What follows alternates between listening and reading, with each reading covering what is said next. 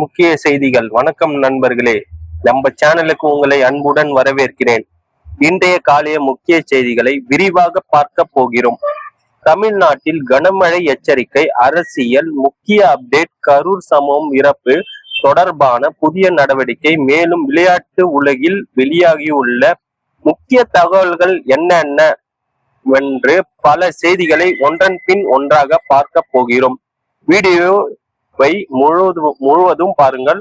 ஆரம்பிக்கலாம் வாங்க. வானிலை நிலவரத்தை ஃபர்ஸ்ட் பார்த்துடலாம். தமிழ்நாட்டுக்கு கனமழை எச்சரிக்கை விடுத்திருக்கிறார்கள்.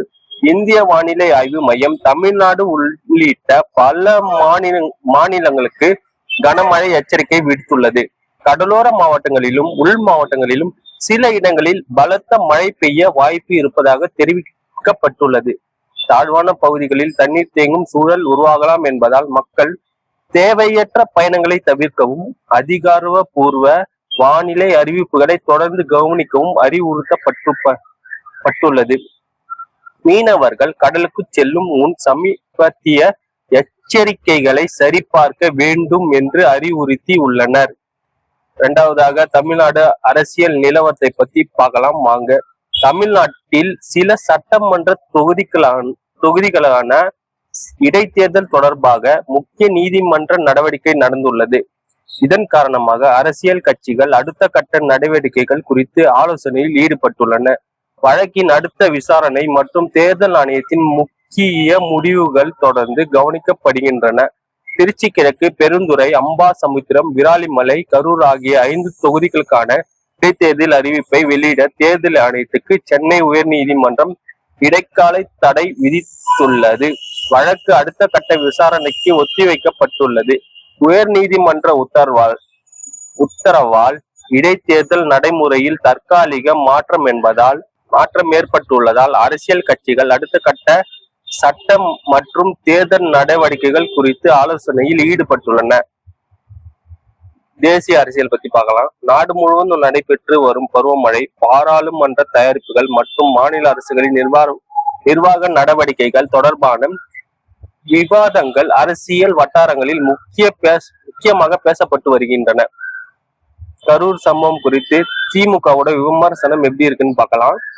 கரூர் நெரிசல் சம்பவத்தில் பாதிக்கப்பட்ட மக்களுடன் திமுக தான் நின்றது என்றும் தற்போதைய அரசின் நடவடிக்கைகளை திமுக கடுமையாக விமர்சித்துள்ளது. காவிரி நீர் விவகாரம், எதிர்கட்சி தலைவர் உதயநிதி ஸ்டாலின் தமிழகத்திற்கு உரிய காவிரி நீரை பெற அரசு போதுமான நடவடிக்கை எடுக்கவில்லை என்றும் குற்றம் சாட்டினார். இதற்கு மாநில அரசு தொடர்ந்து காவிரி மேலாண்மை அமைப்புகளிடம் வலியுறுத்தி வருகிறோம் என்று பதிலளித்துள்ளது.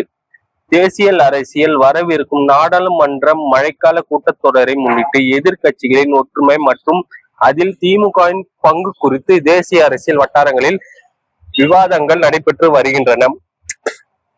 கரூர் சம்பவத்தில் உயிரிழந்தவர்களின் குடும்பங்களுக்கு உதவியாக அரசு தற்காலிக வேலைவாய்ப்பு ஆணைகளை வழங்கியுள்ளது. இந்த நடவடிக்கை பாதிக்கப்பட்ட குடும்பங்களுக்கு உடனடி ஆதரவாக அமையும் என்றும் அதிகாரிகள் தெரிவித்துள்ளனர். இந்த விவகாரம் தொடர்பான மேலதிக நடவடிக்கைகளும் தொடரும் என எதிர்பார்க்கப்படுகிறது. கரூர் நெரிசல் சம்பவத்தில் உயிரிழந்தோரின் குடும்பங்களைச் சேர்ந்த 31 பேருக்கு தற்காலிக அரசு பணி நியமன ஆணைகளை முதலமைச்சர் விஜய் வழங்கினார். இந்த நியமனங்கள் நீதிமன்றத்தின் இறுதி முடிவுக்கு உட்பட்டவை என்று தெரிவிக்கப்பட்டுள்ளது. விளையாட்டு செய்திகளை பார்ப்போம் வாங்க. ஆஸ்திரேலியாவின் பிக் பேஷ் லீக் தொடரின் தொடக்க போட்டியை தமிழ்நாட்டில் நடத்தும் திட்டம் குறித்து தகவல்கள் வெளியாகியுள்ளன. இது உறுதியாகும் பட்சத்தில் சர்வதேச கிரிக்கெட் ரசிகர்களுக்கு தமிழ்நாட்டில் ஒரு முக்கிய விளையாட்டு நிகழ்வாக அமையும். அதிகாரப்பூர்வ அறிவிப்புகள் வெளியாகும் வரை மேலும் தகவல்களை நாம் எதிர்பார்க்கலாம். இந்தியா விசஸ் இங்கிலாந்து 5வது T20 இன்று சவுத்தாம்ப்டனில் நடைபெறும். இந்தியா ஆறுதல் வெற்றியை நோக்கி களமிறங்குகிறது. இங்கிலாந்து ஏற்கனவே தொடரை 3-0 என்ற கணக்கில் கைப்பற்றியுள்ளது. சுப்மன் கில் விம்பிள்டனில் டென்னிஸ் போட்டியை நேரில் கண்டார். அவரது புகைப்படங்கள் சமூக வலைதளங்களில் வைரலாகி வருகின்றன. லார்ட்ஸ் மைதானத்தில் டெஸ்ட், ஒருநாள் மற்றும் T20 என 3 வடிவங்களிலும் அரை சதம் அடித்த முதல் இந்திய வீரர் ஆண் பெண் என்ற வரலாற்று சாதனை ஹர்மன் பிரீத் கவுர் படைத்துள்ளார்.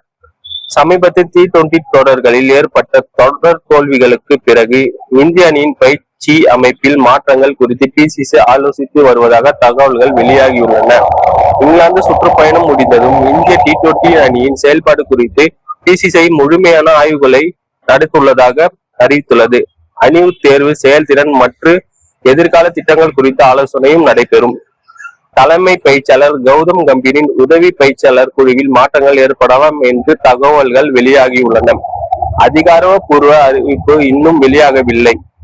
ஜிம்பாப்வே vs வங்கதேசம் 3வது T20 தொடரை ஏற்கனவே முன்னிலையில் வைத்துள்ள ஜிம்பாப்வே இன்று நடைபெறும் 3வது ஒருநாள் போட்டியில் 3-0 என முழு வெற்றியை நோக்கி களமிறங்குகிறது. வங்கதேசம் ஆறுதல் வெற்றிக்காக போராடுகிறது.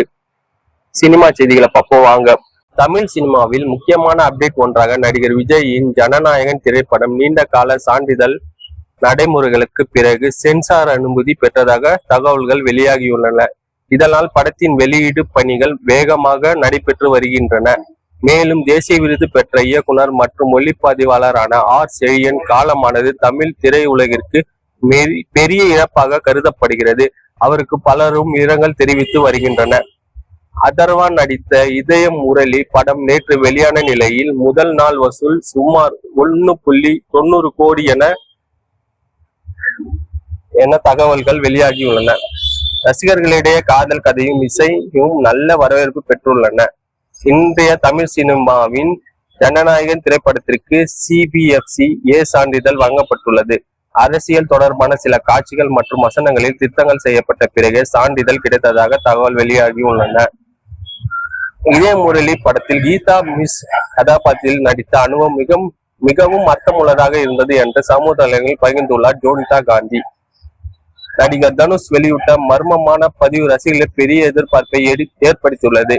தனுஷின் D56 படத்தை இயக்குனர் வெங்கட் பிரபுடன் புதிய கூட்டணி அமையலாம் என்ற தகவல்கள் பரவி வருகின்றன.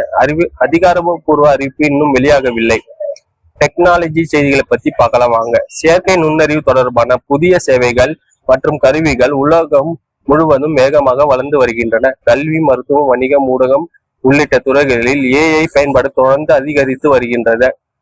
நிறுவனங்கள் தங்கள் சேவைகளில் AI அம்சங்களை அதிகமாக இணைத்து வருகின்றன. நிறைவு செய்திகளை பார்க்கலாம். இன்றைய தேசிய உலக சினிமா மற்றும் டெக் அப்டேட்டுகள் இவை. இந்த செய்திகளில் உங்களுக்கு முக்கியமாக தோன்றியது எது? கருத்துகளில் பதிவிடுங்கள். இது போன்ற தினசரி காலை மற்றும் மாலை நியூஸ் அப்டேட்டுகளுக்கு எங்கள் சேனலை சப்ஸ்கிரைப் செய்து நோட்டிபிகேஷனை இயக்குங்கள். நன்றி. அடுத்த பகுதியில் சந்திப்போம்.